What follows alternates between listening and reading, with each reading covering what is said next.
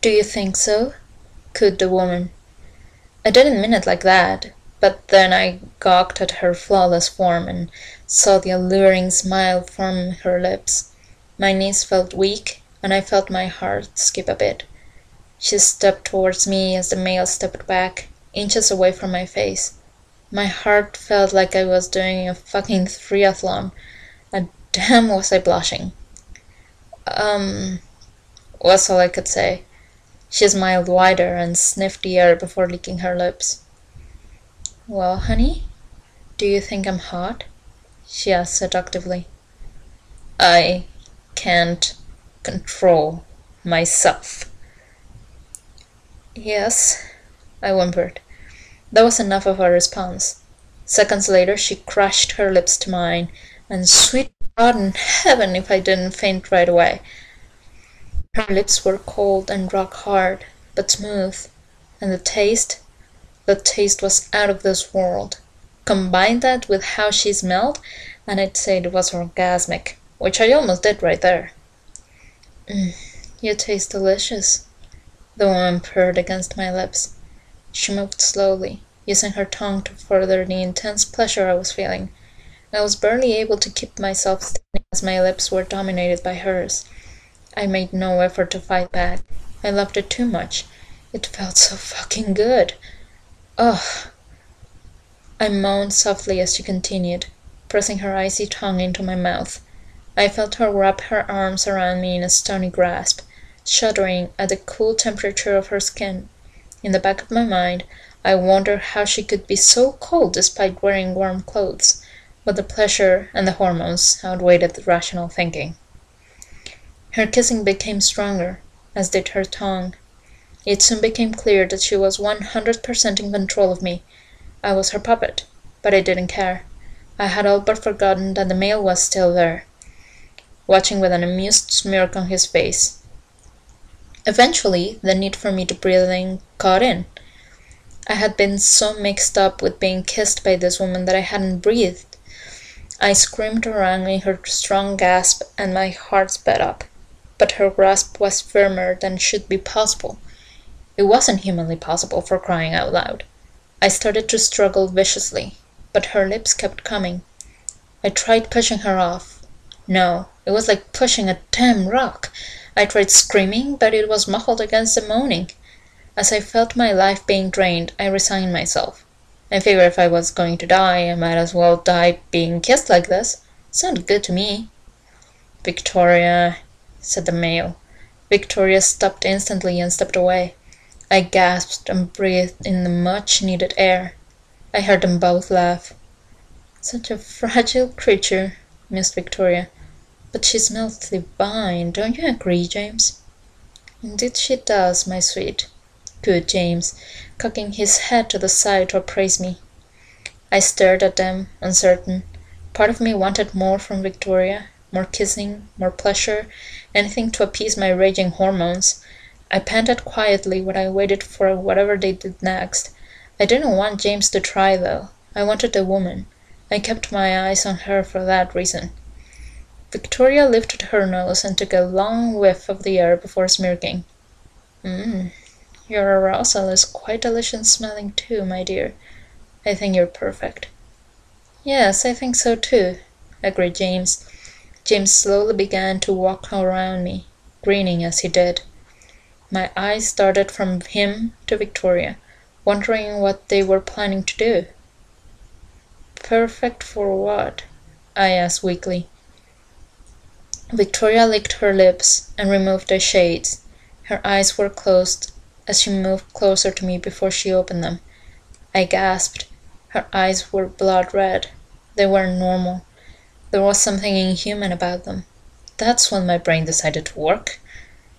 Cool skin, red eyes, stone-like body, superior strength. Why did all of these traits seem oddly familiar to me? James, who had done away with his shades as well, breathed in before laughing. She's the second human whose scent has called to me like this. The first got away. I don't intend to make the same mistake again. Wait, what? What did he mean, second human? What the fuck was this not going to make the same mistake again, should. I was starting to get scared. My heartbeat was picking up. Victoria cocked her head to the side and sneered at me. "You poor deluded little creature," she chuckled. "You have no idea what you've gotten yourself into, do you?" James, who had walked a complete circle around me, stopped now and smiled in a mocking yet friendly way at me. "Tell me your name," he said. "Isabella Swan." "I prefer Bella." "Stupid fucking mouth!"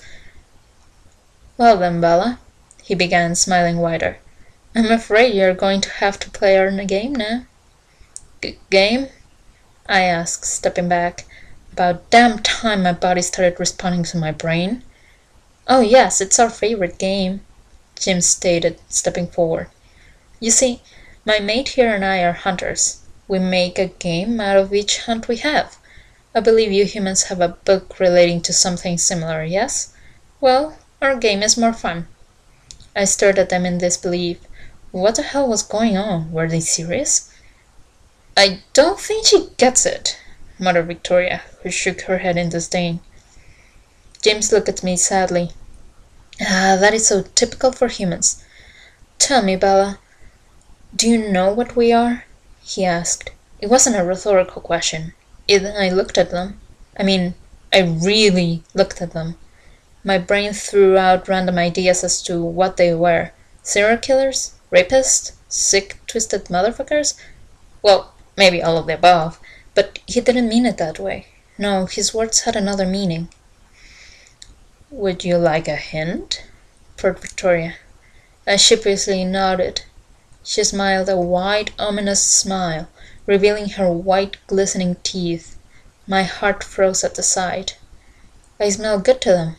They have pale skins and red eyes. They're cold and hard and without a heartbeat." "No," James said, licking his lips. "No, no, no."